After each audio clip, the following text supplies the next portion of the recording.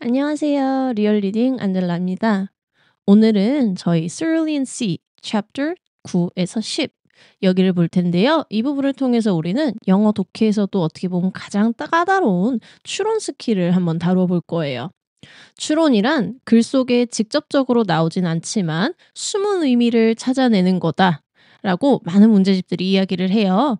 근데 의미가 이렇게 너무 추상적이다 보니까 학생들이 혼란스러워하고 굉장히 실수를 많이 하는 그런 부분이기도 합니다. 그래서 오늘은 이런 추상적인 부분을 깔끔하게 어떻게 보면 우리 한국인의 스타일에 맞게 공식처럼 정리를 해드리고요. 어떻게 하면 이거를 조금 더 논리적으로 할 수 있는지 한번 알아보도록 하겠습니다.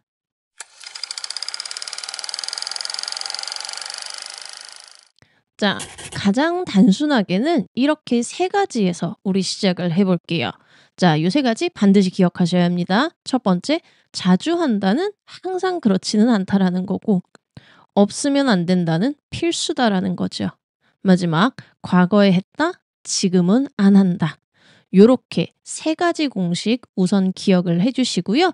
얘들을 기반으로 우리 이제 책에 나오는 인용구들 보면서 하나씩 추론 연습해 보도록 할게요.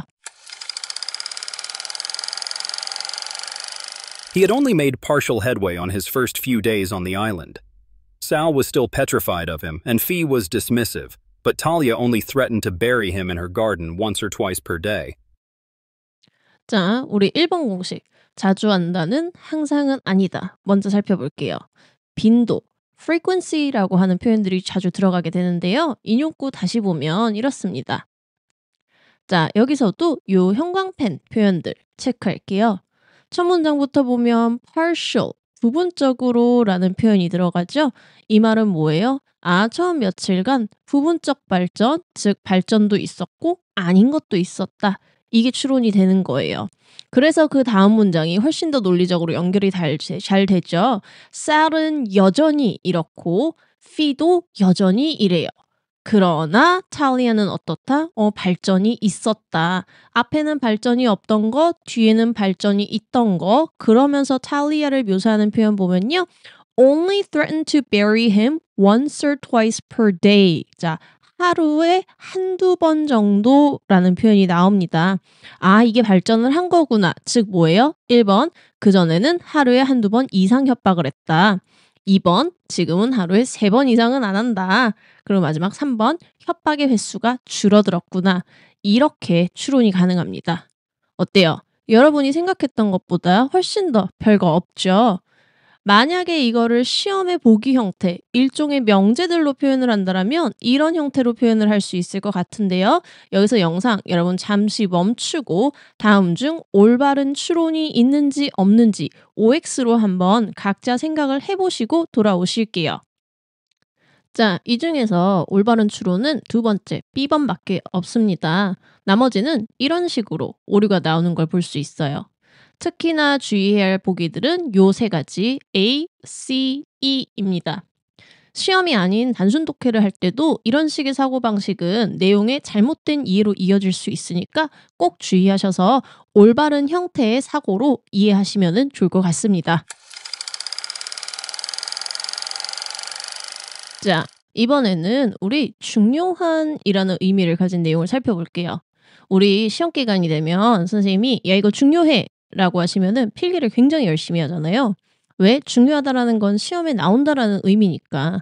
여러분들이 그 어떤 글을 읽을 때도 마찬가지예요. 작가가 무언가가 중요하다, 필수다, 핵심이다 라는 표현을 썼다라면 정신 바짝 차리고 이 부분은 이 글에서 굉장히 중요한 부분이구나 라고 체크를 하셔야 돼요.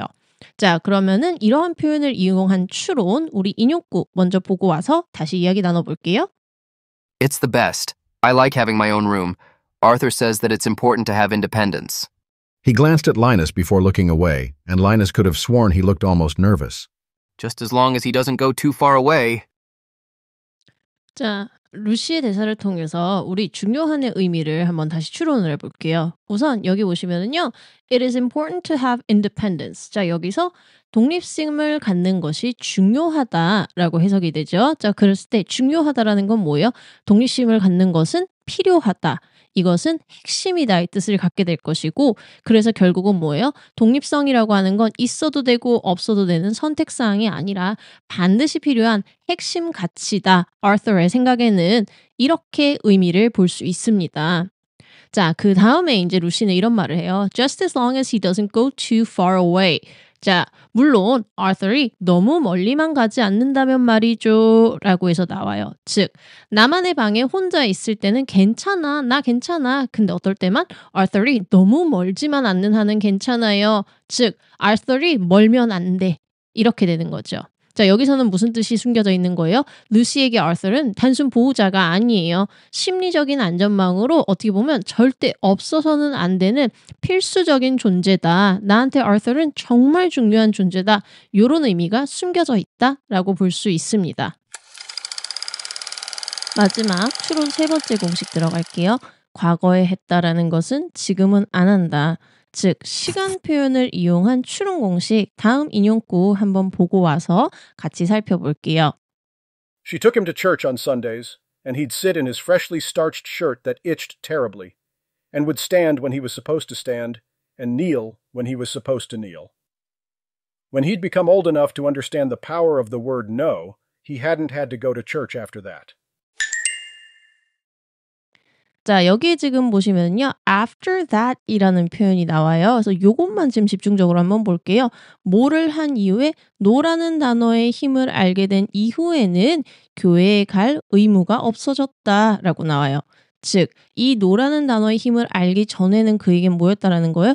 교회를 의무적으로 가야만 했다라는 게 들어가는 거죠.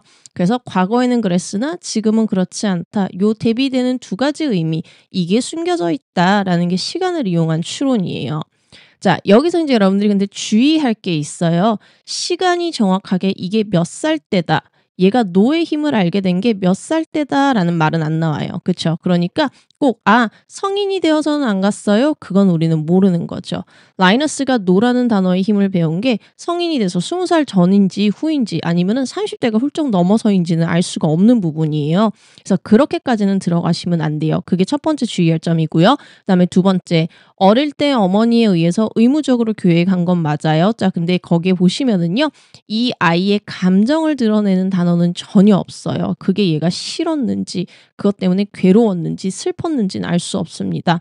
그래서 이런 식의 표현, 라이너스의 childhood가 miserable 했다. 혹은 Linus didn't like going to church. 이런 표현이 나왔을 때는 여러분들은 그게 오다라고 볼 수는 없어요. 그냥 귀찮았을 수도 있고요. 성가셨을 수도 있어요. 이렇게 감정을 추론하는 게 여러분들 오답 확률이 굉장히 높다라는 걸 기억을 하셔야 돼요. 우리도 모르게 그러거든요. 감정을 이분법적으로 생각해요. 끌려갔으니까 싫어했겠구나. 근데 그게 아닐 수도 있다라는 거죠. 그래서 그런 부분들만 주의하시면서요.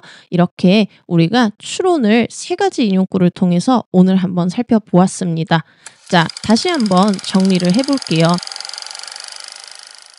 이렇게 세 가지가 핵심입니다. 자주 한다라는 건 항상은 아니다. 즉 빈도의 표현들에서는 추론이 가능하다라는 게 첫 번째였고요. 두 번째, 필수다, 중요하다라는 표현이 나오면 없으면 안 된다가 추론이 된다. 그래서 핵심이다, 중요하다 이런 뜻을 가진 동의어들은 반드시 기억을 해주셔야 합니다. 자, 그리고 마지막, 과거에 그랬다라는 건 지금은 아니다라는 시간 표현을 이용한 추론까지. 그래서 추론이 어려우신 분들은 요 세 가지에서 우선 시작을 하고 집중을 해보신다면요. 앞으로 논리적인 추론 충분히 가능하실 거라고 믿습니다. 오늘 다룬 추론 공식 단순히 문제풀이 요령이 아니라 올바른 사고력 훈련을 위한 도구입니다. 학생들이 워낙에 어려워하는 방식이라 제가 공식이라고 단순화를 시켜서 설명을 드리긴 했지만 사실 이거는 시험 대비를 위한 어떤 전략이라기보다는 논리력을 기르는 핵심 사고 방식이라고 보시는 게 맞아요. 그리고 이러한 사고 방식을 길러 놓은다면 점수는 자연스럽게 올라가실 거고요. 시험이 아니더라도 책을 읽고 세상을 올바르게 이해하는 힘이 훨씬 더 커지실 거예요. 더 깊이 있는 자료, SAT나 토플에 맞춘 추가 문제들은 블로그에 정리해 두었으니 여러분 아래 더보기란에서 확인해 주시고요. 시간은 없고 읽을 책은 많지만 우리 함께 리얼 리딩으로 사고력과 독해력을 키워가면 좋겠습니다. 오늘 영상이 도움이 되셨다면 구독과 좋아요 부탁드리고 저는 다음 영상에서 또 다른 독해 스킬과 사고력 훈련법으로 찾아오겠습니다. 감사합니다.